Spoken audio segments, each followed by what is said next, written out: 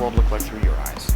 Huzzah, the Magical Mystery Tour. It's an exciting, action-packed puzzle full of mysterious challenges, exciting obstacles.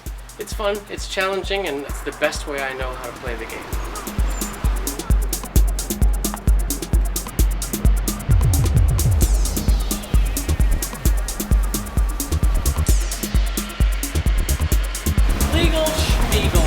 When I first moved to Greenville, there were a handful of people who found out what I do and how I do it, and they said that it was very fortuitous that I arrived in Greenville at this particular time. If I had come several years earlier, I would have met with a lot more rejection. Greenville wasn't ready for the type of things that I do. But if I waited and came much later, then there would have already been several people who do the type of things that I do. In that I came from Detroit and became very kind of tough and fearless and rough and tearless there. Coming here, I wasn't afraid of anything, and so it really gave me a good sense of adventure to kind of help open doors and try and help people here. The polite animals get to live until dinner time.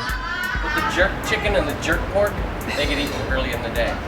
Generally, the farmer is just tired of their shenanigans, so they get the axe. Boom. They're a little tougher and stringier because of their attitudes, but if you boil them right, it's like a lot of people. If you boil them right, they're quite palatable.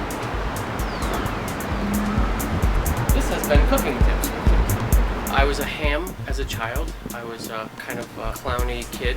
In my teenage years, I started doing exhibitions through the martial arts world. And when that all kind of went to the wayside, I had a time period where I didn't really know what I wanted to do to bring the insides out and get more in touch with the insides. And so in 2000, I went to the Burning Man Festival out in the Black Rock Desert, met some circus performers there, and came back to Detroit and was part of the original fire troupe in Detroit, the Fire Fabulon. And then it's just gone crazy wild from there.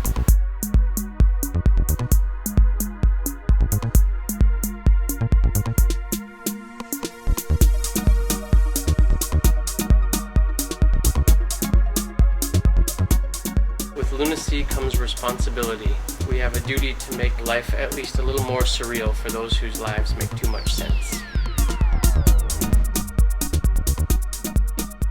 In the last 44 years, I've been lucky enough to live really large and separate lifestyles. I spent my first 20 years on the East Coast and then the next 20 years in the inner city of Detroit. So this next 20 years here will be a really interesting adventure. I don't know if I will be still performing the same way, but if Iggy Pop can still rock like a rock star up into his elder years, I think I can still manage.